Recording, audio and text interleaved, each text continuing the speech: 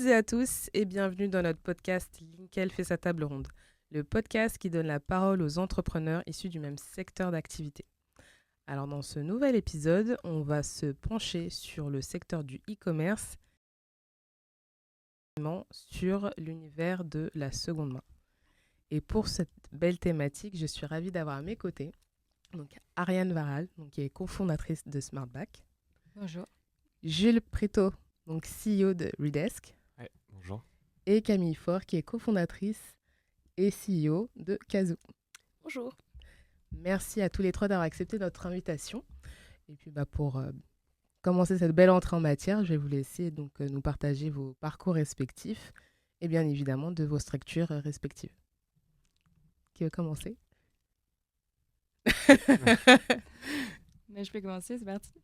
Donc moi, je m'appelle Ariane Varal, je suis effectivement la cofondatrice de SmartBack. C'est une entreprise qu'on a créée à deux avec mon associé du coup, Olympe Chabert. En sortant d'école, on était dans un master entrepreneur en école de commerce et on a eu envie de monter une boîte dans le secteur de l'économie circulaire en se disant on va essayer de trouver un gisement de déchets qu'on va revaloriser et on va créer de la valeur comme ça.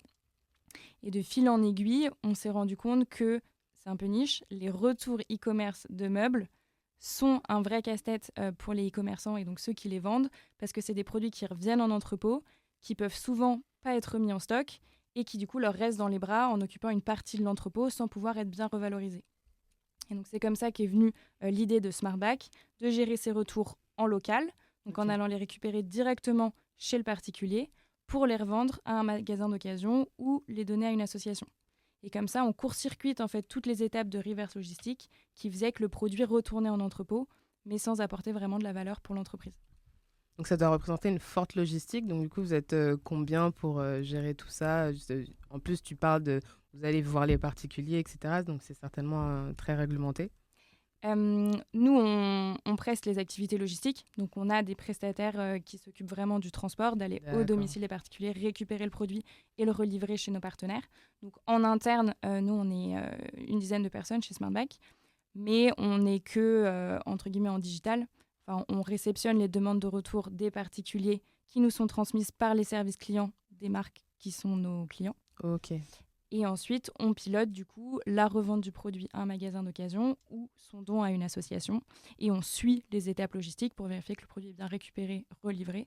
Mais on fait tout ça, nous, à distance, dans nos bureaux à Paris, tout en intervenant sur toute la France. Bravo. Et ça représente quel type de produits, d'objets? Nous, on est vraiment spécialisés dans le mobilier particulier, entre guillemets, donc les tables, les chaises, tout ce qu'on peut avoir chez soi. La literie également, le mobilier d'extérieur, quand c'est la saison. D'accord. Très bien, merci beaucoup. Jules Préto, je suis le fondateur de Redesk. J'ai monté cette boîte après le même master que Ariane, qui était ma prof. Le plaisir et la passion du réemploi, c'est quelque chose qui était né bien en amont. J'étais passionné de poubelles. Quand j'étais petit, je faisais les encombrants, je démontais les canapés pour faire des costumes, je récupérais les objets que je vendais sur le Bon Coin. Et en fait, après une étude donc un peu plus poussée sur le monde de l'économie circulaire, dans le cadre d'un stage dans un fonds d'investissement, je me suis aperçu que, c'était une super activité pour recréer du lien entre des couches sociales, sachant qu'aujourd'hui, pour développer le réemploi, c'est se mettre d'accord un stratège avec une personne dans un camion qui fait de la logistique et un atelier qui réalise du reconditionnement. Et puis un impact environnemental énorme. On parle de 80% d'émissions réduites au moment de l'achat d'un mobilier en réemploi. Et alors le monde du bureau, tout simplement au travers des études en regardant des dizaines de secteurs, matériel de laboratoire, outillage motorisé, vêtements pour bébés, tracteurs, je me suis aperçu que quand une entreprise partait de ses bureaux, elle jetait 97% de son mobilier. C'est énorme. 250 000 tonnes de mobilier pro chaque année qui sont jetés. Alors que de l'autre côté, des entreprises exprimaient le besoin, d'avoir des produits en réemploi, des produits moins chers. Donc, en créant Redesk, l'acteur qui rachète, reconditionne, revend, on trouvait le moyen de vendre à 30% du prix du neuf sur des produits en réemploi de mobilier de bureau. Et tout ça grâce à une vision digitale que n'avaient pas apporté les acteurs jusque-là. D'accord, bravo. Et Camille?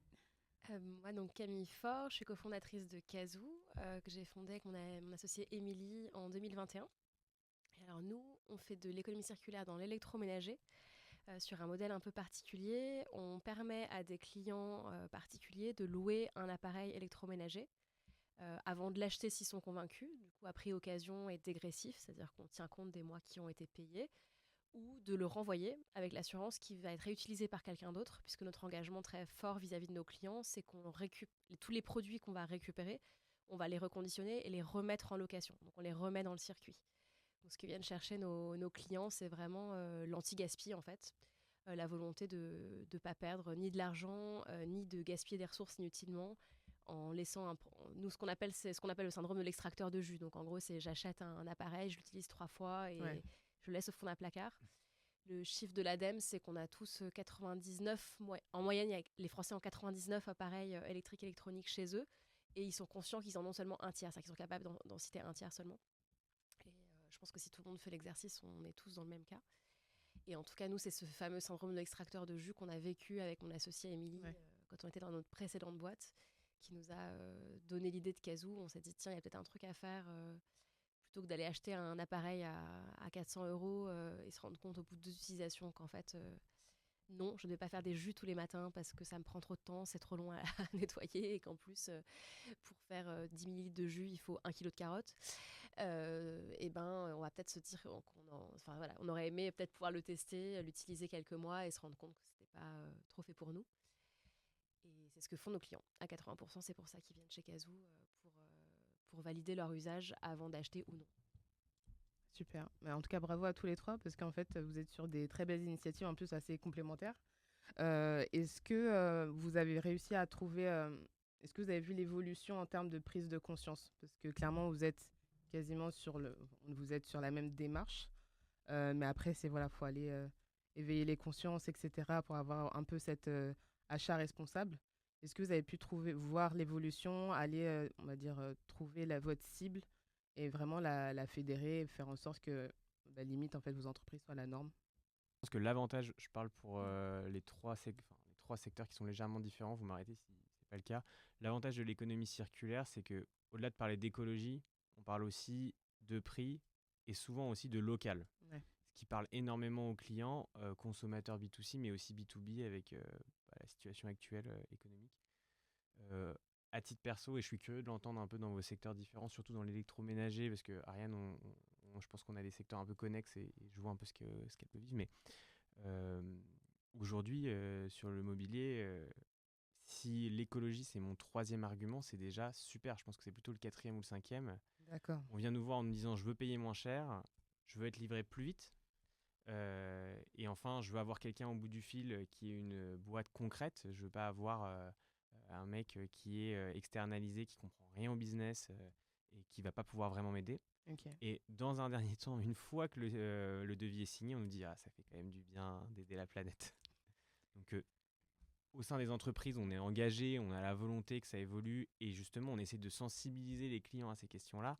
En revanche, j'ai pas le sentiment que ça soit vécu par le plus grand nombre.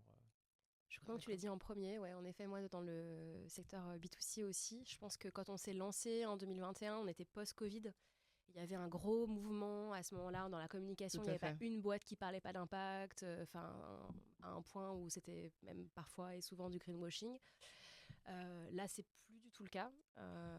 Notre ressenti, c'est vraiment que autant au début, on avait des clients qui étaient hyper engagés, qui même pouvaient voilà, être très regardant sur beaucoup de choses, enfin vraiment qui allait poser plein de questions sur le sourcing, vraiment très méticuleux en fait sur la façon de consommer. Aujourd'hui, alors c'est aussi qu'on a grossi, donc on a élargi notre base de clients, mais ce qu'on ressent, c'est que le premier levier, c'est vraiment l'économie. C'est vraiment le fait D'accord. et c'est pour ça que maintenant, je te rejoins, enfin nous en tant qu'entrepreneurs, ce qui nous a poussé à créer, c'était la partie écologique, c'était l'impact. Mais en tout cas, vis-à-vis des clients, on communique plus sur le côté anti-gaspi, parce que finalement, l'anti-gaspillage, ça parle à la fois d'économie, parce que tout le monde est sensible à ça, en fait, on n'a pas envie de dépenser de l'argent pour rien.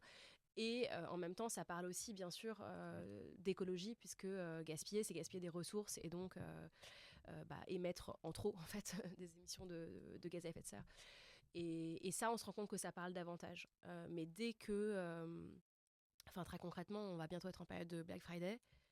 C'est des périodes très compliquées pour nous parce que, dès que le neuf est moins cher que le reconditionné, on peut être sûr que c'est le neuf qui va l'emporter.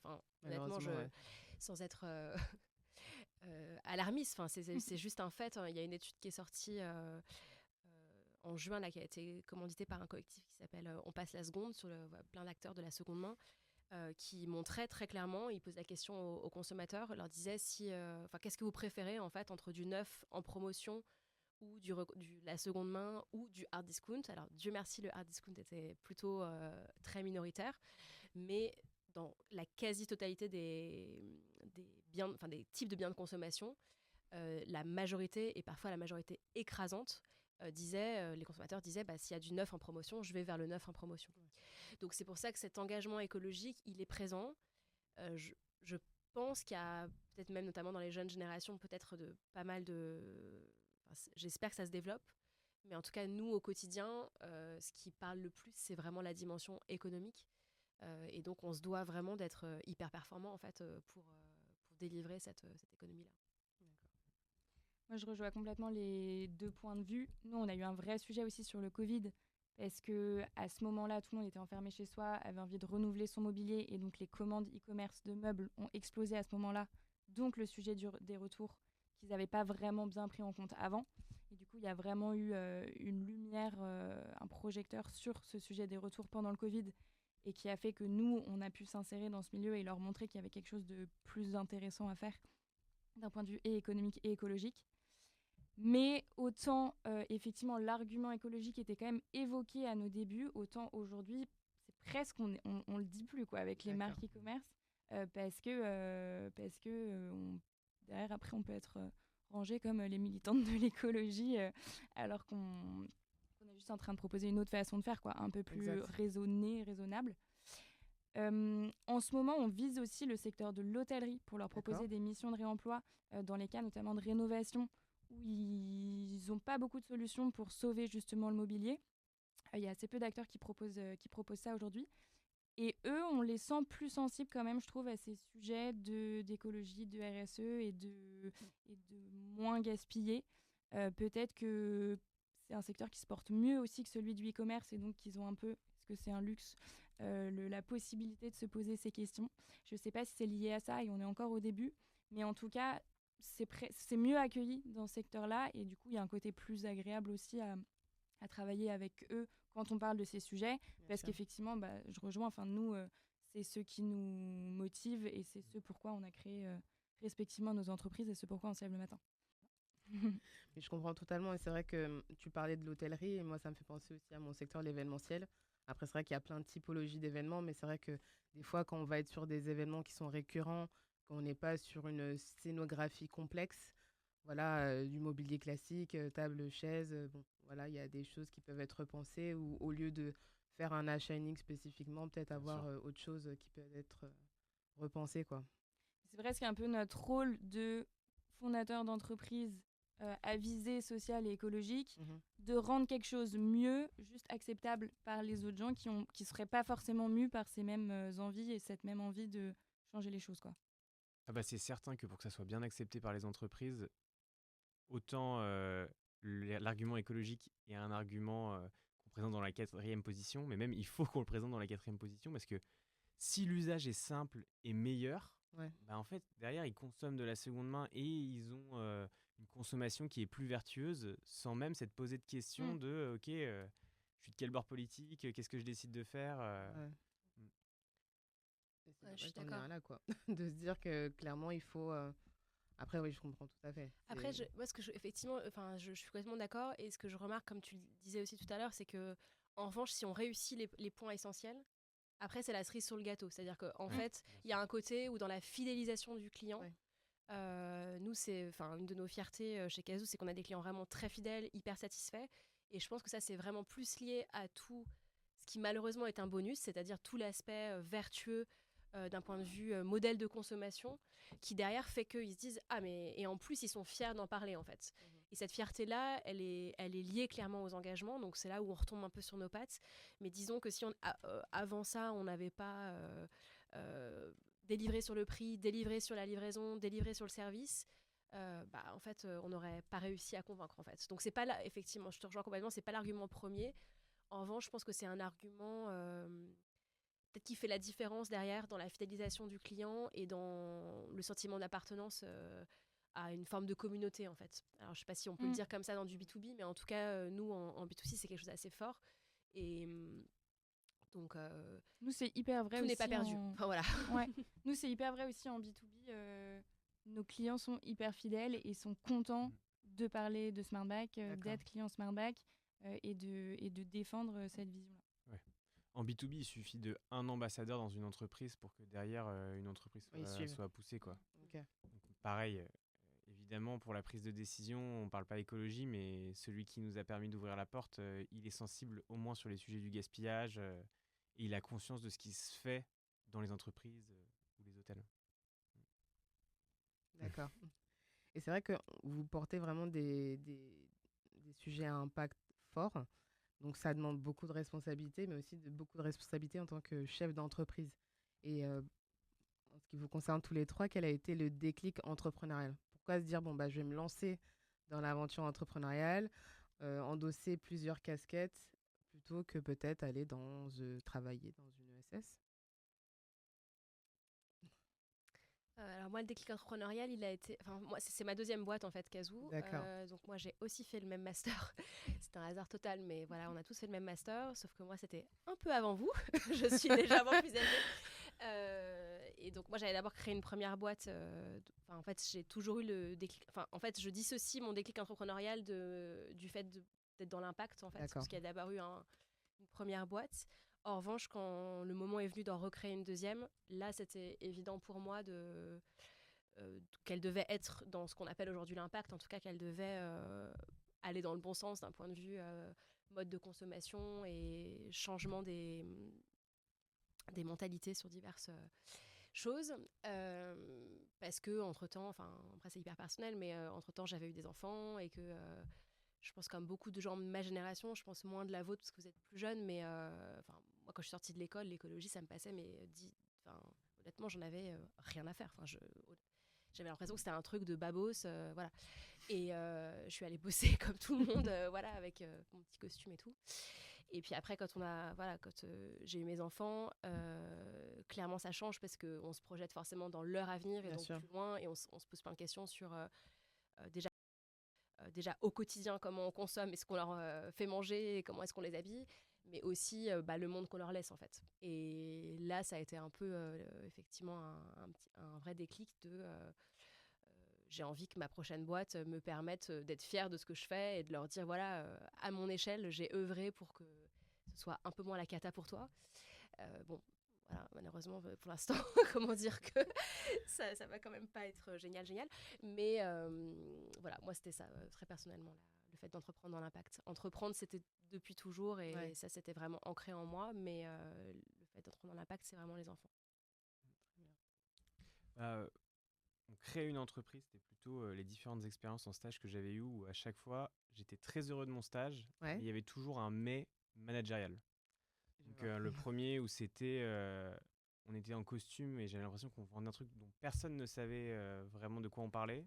Et quand je posais des questions, j'avais pas vraiment des réponses. Le deuxième stage, ça a été tout l'inverse. J'ai eu un type qui m'a donné plein d'informations, les mains libres, mais il était jamais là. Donc en fait, je me suis retrouvé au bout de 2 mois à failli arrêter mon stage et finalement me dire, en fait, s'il me dit rien, je peux faire ce que je veux. Donc je faisais des sales. Je vais vendre à n'importe qui, n'importe comment, et je vais rencontrer plein de gens.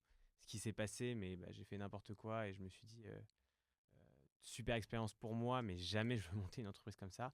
Et dernier stage où j'ai eu un manager toxique qui me demandait à 18h de rendre du taf pour lundi 8h et qui le lundi à 9h à la réunion le présentait à tout le monde en disant que c'était lui qui l'avait fait, quoi. Wow, okay. Et en fait, quand j'échangeais avec des gens autour de moi, c'était des discours plus ou moins assez classiques et je me suis dit, en fait, de la même manière qu'on est capable d'avoir des assos, des groupes de potes où on a des relations saines, pourquoi l'entreprise devrait être un endroit particulier où on est stressé d'aller, où On fait attention à ce qu'on dit, attention à ce qu'on fait. En fait, on pourrait vivre naturellement et reprendre des codes et des valeurs qu'on a aussi dans notre vie privée. Totalement. Et par ailleurs, j'avais 2 projets qui étaient essentiels pour la création d'une entreprise. Avoir un impact environnemental. Ça, c'était vraiment né des études. Et pour le coup, c'est vrai que dans notre génération, on nous en a beaucoup parlé dès qu'on est arrivé en école. Mhm. Et un impact social, je viens du 95, de Hermont. Quand je suis arrivé en classe préparatoire, j'ai découvert un monde que je ne connaissais absolument pas. Donc, le monde de c'est normal d'aller au ski, d'avoir une maison de vacances. Je parlais de métier manuel, les gens me regardaient avec des yeux. Il sort d'où? Exactement, mais en fait, personne n'avait jamais pris une tondeuse. J'exagère, il y avait des gens, mais très peu. Ouais. Et de la même manière, quand je rentrais après à la maison, c'était tout l'inverse. Donc, on jugeait un peu les gens de mon quotidien sans vraiment savoir qui ils étaient. Mm. Et l'économie circulaire avait cette beauté de pouvoir recréer du lien entre ces couches et de refaire le pont entre des mondes que j'avais adorés et qui pour autant ne voulaient pas se parler. D'accord. Moi, je pense que mon déclic entrepreneurial, c'est un peu Olympe. Enfin, je me suis jamais dit la seule voie possible, c'est de monter une entreprise. J'aimais beaucoup, dans toutes mes expériences pro, ce que j'ai préféré, c'était effectivement quand il y avait un vrai côté projet, de coordonner plein d'équipes, de partir d'une page blanche et de construire au fur et à mesure quelque chose de concret. Notamment, moi, j'ai pas mal bossé dans le secteur des énergies renouvelables, donc à déployer des projets solaires ou des choses comme ça. Mais quand je suis arrivée du coup dans ce fameux master entrepreneur, c'est le fait d'avoir commencé à travailler avec Olympe et sans vraiment s'en rendre compte, le fait qu'on soit très complémentaires, qui nous a poussé, je pense, à continuer ensemble et à tirer toujours un peu plus loin la ficelle pour, de fil en aiguille, monter l'entreprise. Et c'est son côté hyper entreprenant, justement, hyper optimiste, Ouais. hyper on peut tout faire, on va changer les choses, on va rencontrer des gens, on va les faire changer d'avis, on va les convaincre. Et tout est possible, qui, je pense, m'a pas mal embarqué aussi dans cette aventure. Et voilà, et qui fait qu'aujourd'hui, on a monté une boîte ensemble. Et je sais pas si j'aurais monté une boîte forcément si ça avait été avec quelqu'un d'autre. Trop bien. Est-ce qu'il y a des défis que vous rencontrez actuellement? Que ce soit de par votre posture, mais aussi déjà par rapport à votre secteur. Tout le temps des défis. Non-stop. Est-ce qu'il n'y en a pas En particulier que peut-être vous rencontrez et vous les partagez. sur l'entrepreneuriat, tu veux dire, ou Oui, ou enfin, vraiment en termes de business les deux. ouais. Sur le business, moi vraiment, après, je suis c'est hyper pragmatique, hein, mais c'est ce que je disais tout à l'heure. Je pense que l'enjeu majeur, c'est de délivrer la même expérience que sur le neuf, qui est donc un secteur finalement, enfin un secteur, c'est pas un secteur le neuf, mais qui est appuyé en fait sur des process qui roulent depuis. C'est la base de l'économie depuis la révolution industrielle. Donc forcément que tout est hyper rodé, que chaque tâche est optimisée et que ça permet d'avoir des marges qui sont bonnes. Alors que nous, l'air de rien, on crée des nouvelles opérations aussi. En fait, tout ce qu'il y a derrière économie circulaire, si on rentre dans le détail de comment ça se passe derrière, en fait, c'est aussi une nouvelle façon de produire, c'est une nouvelle façon de consommer, mais c'est aussi une nouvelle façon de faire et de produire derrière pour les entreprises. Et donc, avec ça, va plein de choses qu'il faut recréer, en fait, réinventer. Et on ne peut pas être direct sur une supply chain ou des opérations qui sont sans couture, complètement optimisées partout, parce qu'on recrée quelque chose from scratch, en fait. Et donc ça, c'est un vrai challenge, de réussir à, en fait, tout simplement, pour le dire clairement, proposer des business qui sont rentables, tout en étant archi compétitif, en étant sur les mêmes, en étant mis par nos clients sur un pied d'égalité par rapport à du neuf qui lui, l'économie linéaire en gros, qui voilà, a des process qui roulent qui n'ont pas les mêmes enjeux en tout cas. Donc ça, c'est pour moi le plus gros défi, je dirais. C'est assez macro, mais voilà. Et c'est déjà pas mal en fait. Ouais, mais Clairement. pour le coup, je rejoins complètement. C'est le problème de l'économie circulaire. C'est un secteur sous-développé. En fait, il y a 2 choix. Soit on crée des entreprises qui font le 360 de la chaîne de valeur. Mhm. Un 360 avec toutes les activités qu'il y a, c'est forcément délivrer un mauvais service. Parce que ça voudrait dire être capable de faire des ateliers de reconditionnement, donc gérer des types en atelier, avec une vie qui est quand même complexe. Des logiciels d'entrepôt qui sont ceux du neuf, pas forcément du réemploi, donc aussi à réinventer. des chaînes logistiques d'une complexité monstre face à des Amazon qui sont capables de livrer partout en France au même prix, et derrière sourcer le produit et le vendre. Donc soit on fait ça, hyper complexe, soit on décide de prendre le risque de se mettre sur un tout petit maillon de la chaîne, et alors là, on est face à une difficulté qu'on peut pas gérer, à savoir est-ce que d'autres personnes vont accepter de se mettre sur un autre maillon de la chaîne pour créer tout un secteur.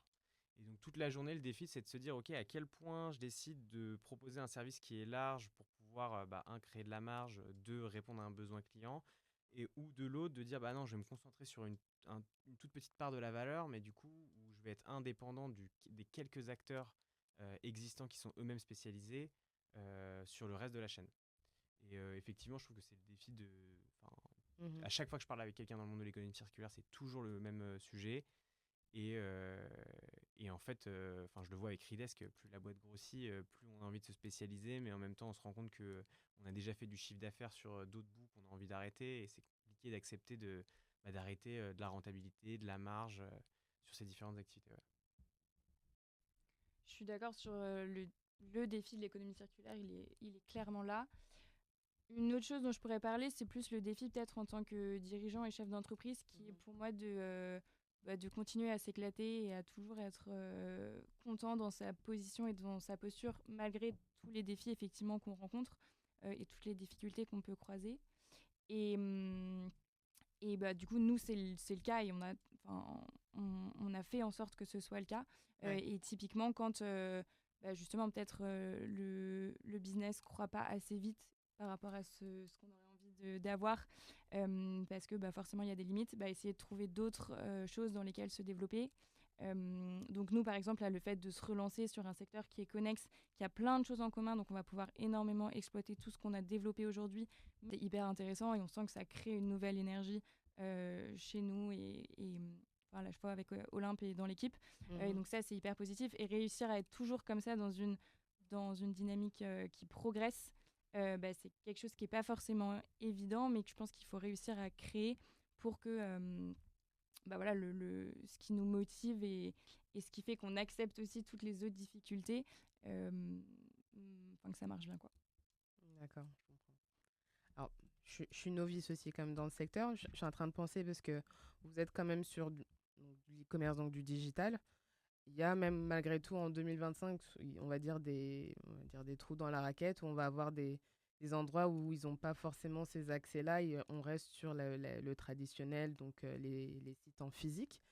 Est-ce que peut-être c'est déjà mis en place dans vos structures respectives des sortes de partenariats qui peuvent être faits avec les grandes enseignes, les grandes surfaces?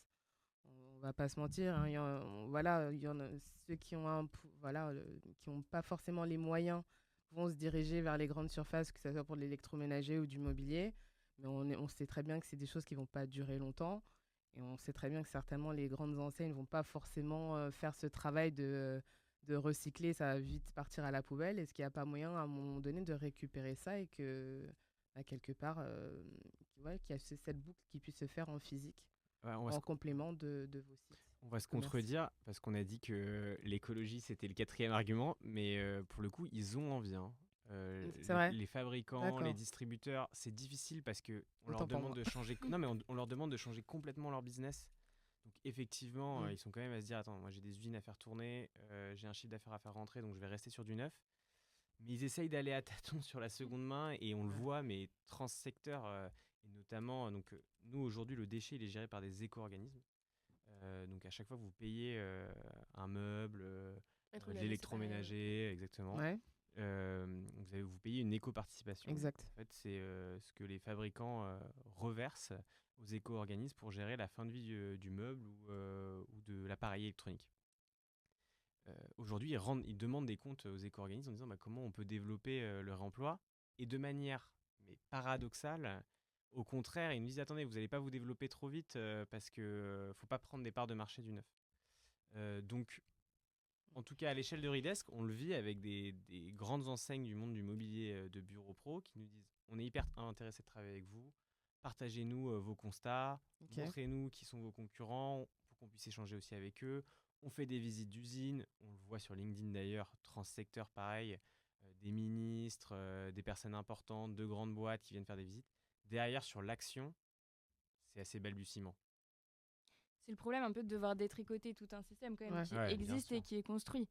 Et donc forcément, quand tout ça est en place, c'est compliqué de venir faire autre chose, de venir faire autrement. Ça prend du temps. Typiquement sur les éco-organismes, aujourd'hui c'est un système qui repose énormément sur le recyclage.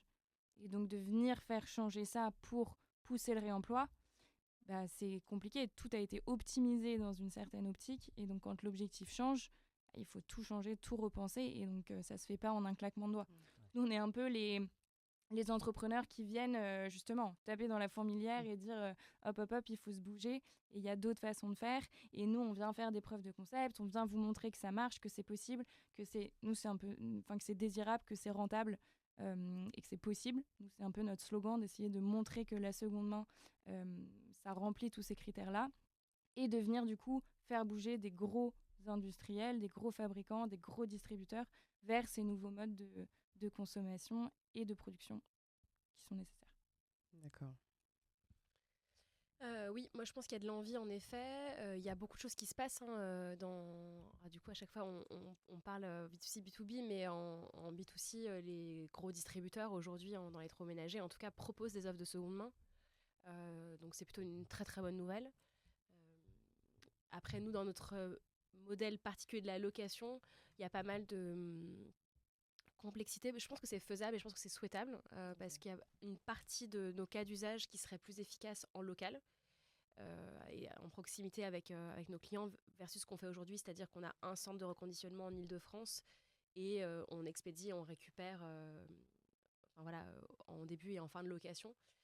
Donc ça ne se prête pas à de la location de très courte durée. Donc je pense qu'il y aurait des choses complémentaires à faire en local. Il y a des initiatives qui sont prises. L'enjeu pour moi, c'est le passage à l'échelle. C'est-à-dire qu'il y a pas mal de preuves de concept qui sont faites à droite à gauche. Il y a de l'envie. Parfois, il y a de l'envie un peu classée côté RSE.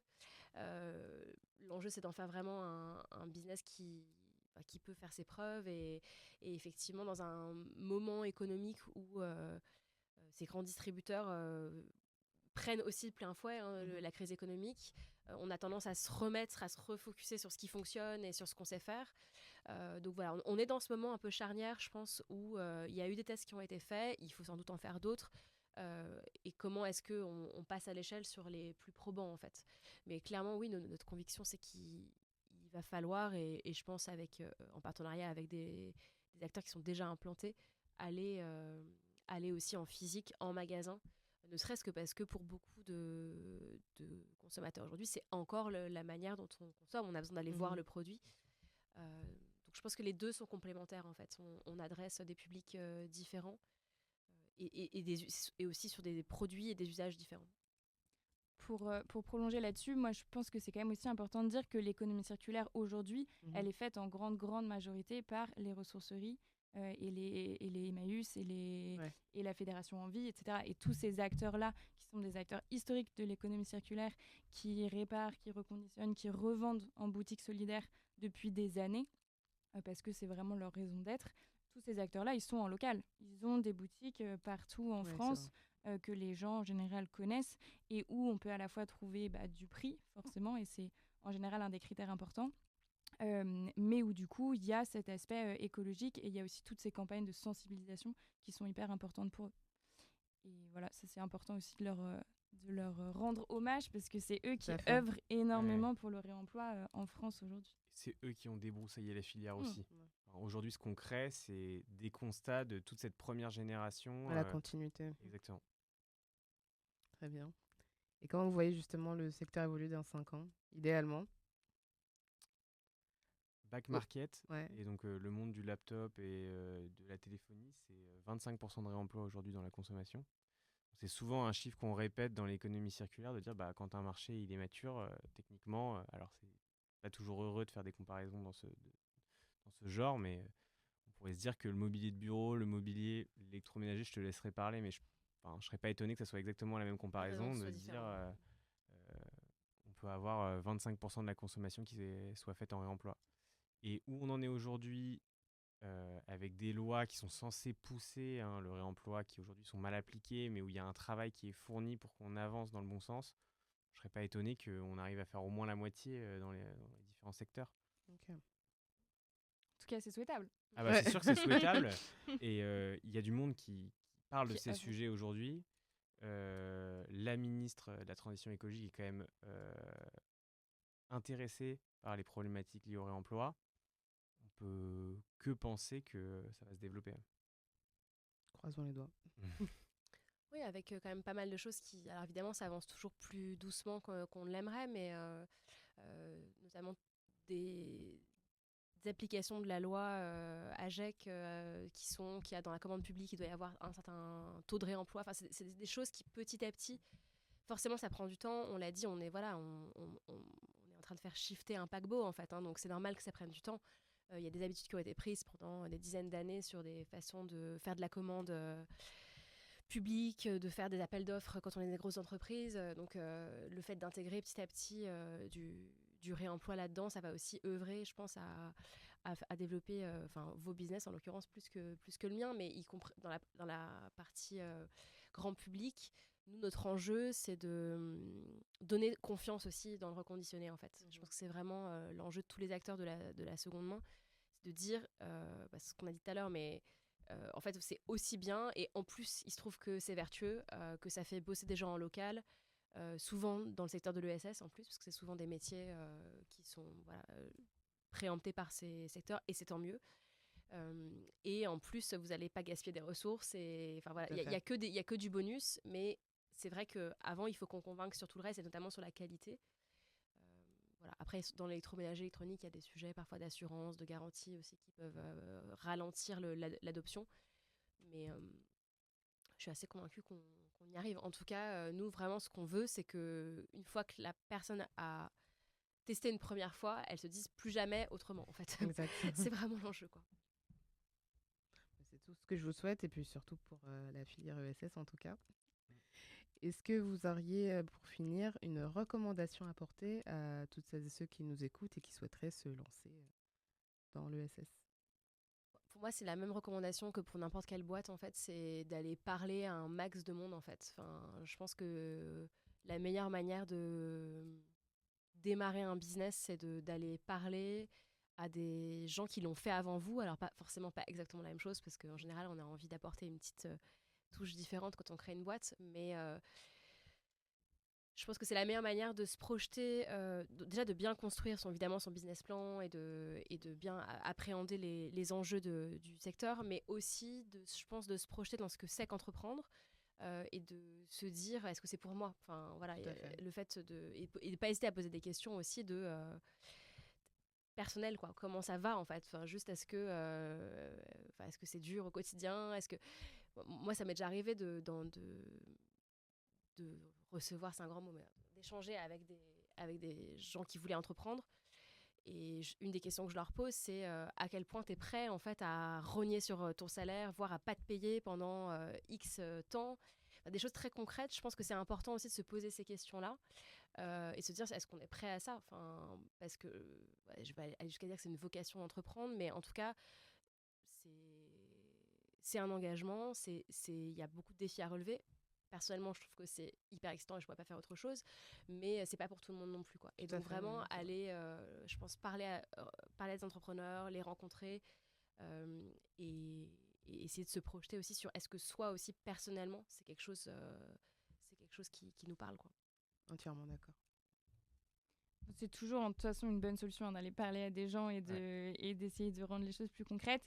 C'est hyper important aussi, moi, je trouve, d'aller d'aller faire du terrain pour parler à des potentiels clients, enfin, les gens qui sont censés avoir le problème que vous souhaitez résoudre, et qui sont, du coup, potentiellement des clients pour vous, de vraiment détricoter tous leurs problèmes et où est-ce qu'il y a vraiment de la valeur ajoutée pour créer une entreprise et pour offrir un service. Et ça, c'est hyper important parce qu'on peut assez facilement imaginer un problème dans son coin, dessiner une solution pendant 6 mois qui finalement serait pas du tout adaptée au marché et aux besoins que rencontrent les gens.